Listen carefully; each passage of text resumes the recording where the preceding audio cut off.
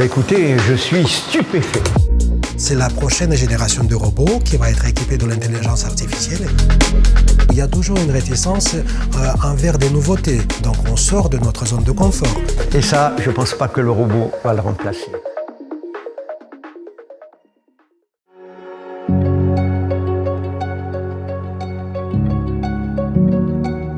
Docteur Voronka, bonjour tout d'abord. Bonjour.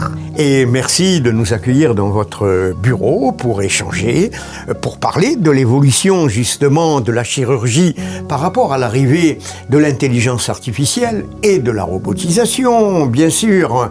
Alors, vous allez nous dire comment a évolué la chirurgie depuis vos débuts. En fait, si vous voulez, la chirurgie, je l'ai connue à mes débuts, qui était de la chirurgie, ce qu'on appelle la chirurgie à ciel ouvert, la laparotomie. On avait des grandes incisions, des écartements de parois avec des douleurs post-opératoires, des hospitalisations qui étaient longues.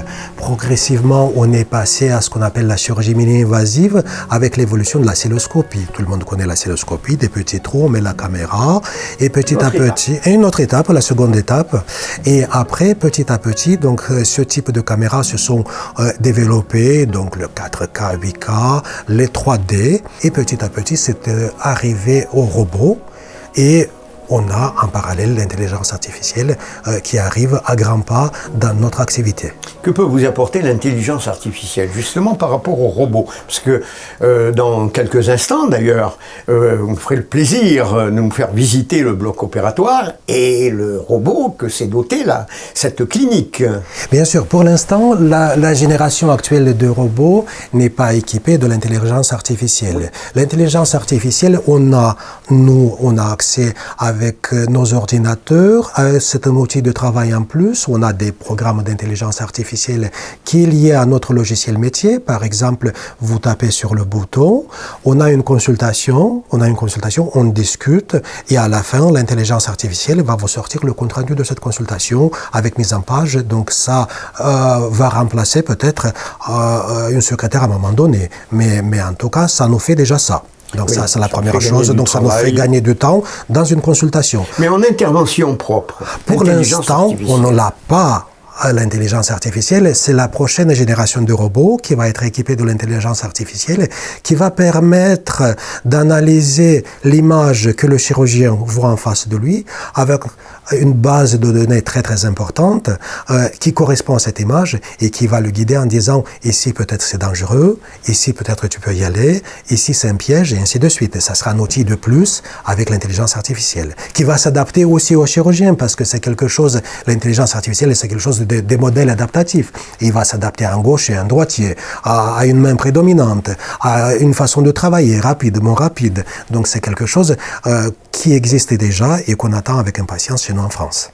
Et dites-moi là, avec les chirurgiens des anciennes générations, oui. Est-ce qu'il y a une réticence? Comment ont-ils accepté cette robotisation? Parce que pour eux, peut-être c'est un peu plus difficile de s'assimiler à ça. Vous avez complètement raison. Il y a toujours une réticence envers des nouveautés.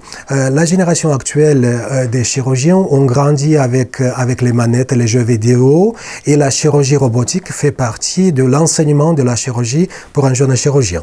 Par contre, un chirurgien ancien, on va dire ça, oui. Donc il a connu la chirurgie ouverte, la cystoscopie, déjà c'était une étape de plus. Oui. Il excelle actuellement en cystoscopie, et passer au robot, ça veut dire qu'il doit réapprendre des choses, qu'il va sortir de sa zone de confort. Donc même moi, par exemple, une intervention qui durait une demi-heure en cystoscopie que je maîtrisais, quand je l'ai faite au robot la première fois, ça a duré 1h30.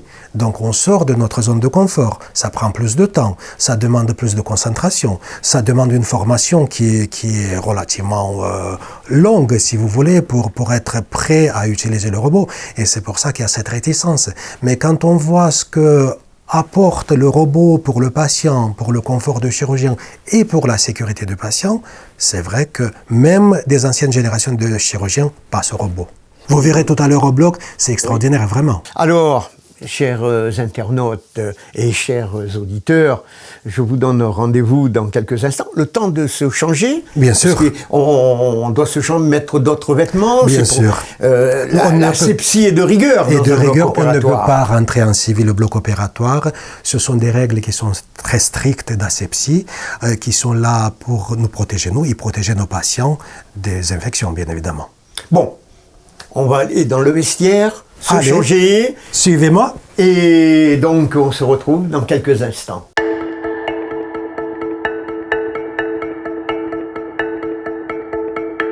Eh bien, nous venons de franchir les portes de ce sanctuaire que j'appelle un sanctuaire, qui est un bloc opératoire. C'est un monde un petit peu particulier où règne une certaine atmosphère. Alors, docteur Voronka, que représente pour vous le bloc opératoire ? Le bloc opératoire, ce n'est pas parce que je suis un chirurgien, mais pour moi, c'est le cœur de la clinique. C'est un endroit qui va regrouper l'ensemble des spécialités, donc les spécialités chirurgicales, l'anesthésie, la réanimation, puisque les patients se réveillent ici, la stérilisation et tout le plateau technique qu'on a. Alors ici, nous sommes à l'entrée du bloc opératoire. À l'entrée du bloc. À l'entrée du bloc opératoire. Absolument. Là, si vous tournez à gauche, vous allez voir, donc c'est la stérilisation. Vous voyez, il y a plusieurs pressions ici. On va rentrer. Donc, et vous allez comprendre, c'est la zone où tous les instruments vont être stérilisés. Vous voyez, donc il y a plusieurs instruments et tous ces instruments qui vont être préparés pour le bloc opératoire seront stérilisés et c'est cet endroit-là qui sert à la stérilisation. Et bien maintenant, nous continuons notre visite, docteur Voronka. Nous arrivons dans la salle où on accueille les patients. Vous voyez des brancards, on a des fauteuils et là-bas, plus loin, vous verrez des petites voiturettes parce qu'on a des patients qui ont un certain âge et qui ne sont pas valides. Oui. La plupart des patients qui sont valides, ils arrivent à pied, ils sont assis dans ces fauteuils avant que l'infirmière et le médecin les accueillent avec les interrogatoires, la checklist, plein de choses dont je vous expliquer un petit peu plus tard. Et ça n'impressionne pas les patients de voir tous ces lits, mais en fait, malades? On a essayé d'échanger le protocole parce qu'avant les patients venaient tous en brancard. Maintenant ils viennent à pied, donc ça démystifie un peu le bloc. Ils sont assis à côté d'autres patients. Très bien. Et puis quand on a des petits enfants, on a des voitures, on les accueille avec des petites voitures. Donc ça, c'est génial. Oui, ça. Oui. Quelle évolution! Pourquoi la température est si fraîche dans un bloc et aussi cette luminosité un peu blafarde? Très bonne question. Ce sont des questions d'asepsie, première chose. Vous allez avoir dans une salle d'opération, tout à l'heure on va rentrer, ce sont des signalétiques. Ce sont des lumières qui sont très puissantes, qui sont au-dessus du chirurgien et qui ne font pas de l'ombre.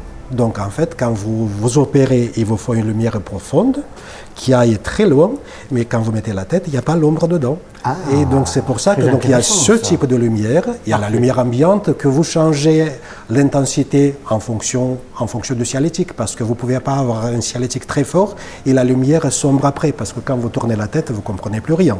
Donc ça s'adapte aussi. Et puis vous avez un autre type de lumière qu'on voyait comme chez votre fromager ou chez votre boucher, c'est la lumière ultraviolette qui va faire l'antisepsie tout autour. Donc c'est une lumière bactéricide. Dans quelques instants, on va aller au cœur de cette centrale, pas nucléaire, mais presque. Vous allez nous parler de ce robot qui est vraiment une perle au niveau technologique, je présume. Hein.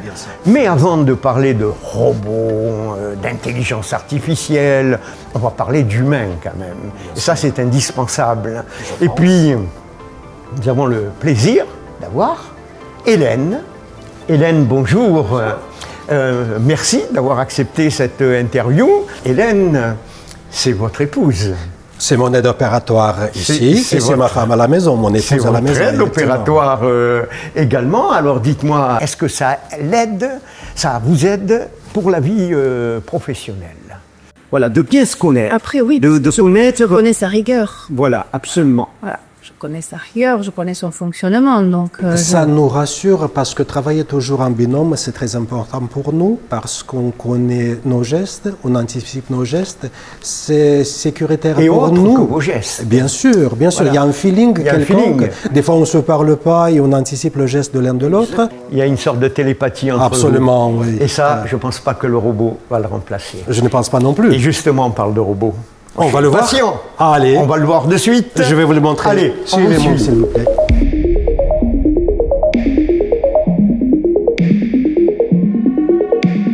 Ben écoutez, je suis stupéfait.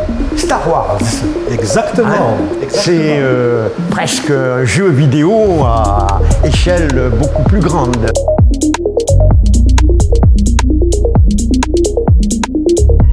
Là, nous avons un faux patient, si je comprends bien. Oui. Hein?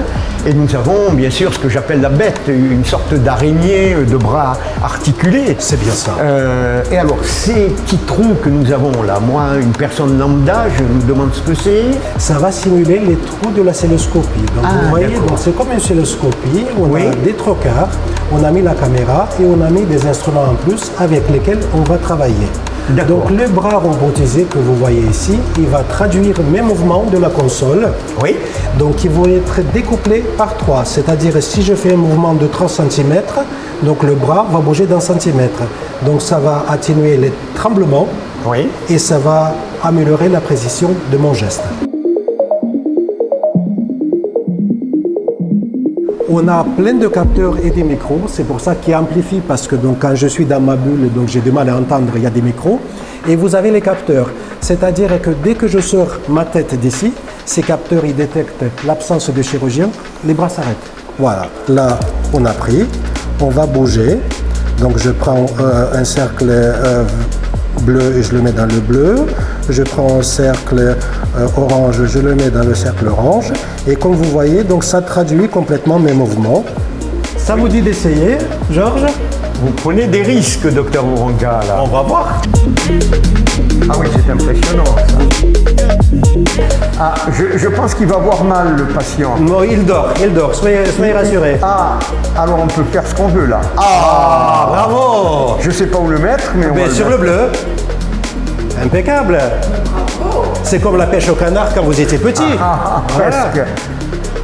Ah, là, ça va moins bien. Hein. Très bien. Voilà. Impeccable. Essayez un verre. Très bien. Bravo. Voilà. Alors là, je ne sais pas où le mettre. Quelle dextérité il faut. Ce qui est intéressant, c'est de connaître la genèse du robot. Ça a été proposé par le NASA, donc il y a une quarantaine d'années, pour préparer des voyages en espace de longue durée. Ce type d'appareil devait reproduire le mouvement d'un chirurgien qui est sur Terre à très grande distance. Alors comment vous voyez un bloc opératoire du futur? Le bloc opératoire du futur, on en discutera après, c'est quelque chose qu'on a déjà, mais c'est quelque chose qui sera beaucoup plus connecté. Et ça permettra, cette connectivité, d'avoir déjà l'imagerie des patients et avec une comparaison, avec une base de données énormissime de toutes les interventions au robot qui ont été faites et qui va vous dire stop, ici peut-être il ne faut pas y aller. Et il ne va pas prendre la décision à votre place, c'est vous qui prenez la décision, mais ça sera un super outil qui va vous alerter, qui va vous guider. Alors, nous arrivons presque au terme de ce documentaire, en quelque sorte, de cette émission, et on vous remercie de nous avoir accueillis dans ce lieu un petit peu privilégié, secret. Comme je vous dis, hein, c'est vraiment un sanctuaire. Avec un grand plaisir, bienvenue chez nous. Sachez que la sécurité de nos patients, c'est notre priorité, et c'est pour ça que vous avez vu tout ce qu'on met en route pour nos patients.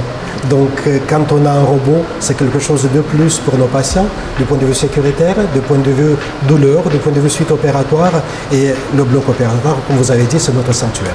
Absolument. On remercie également votre épouse, aide opératoire, Hélène.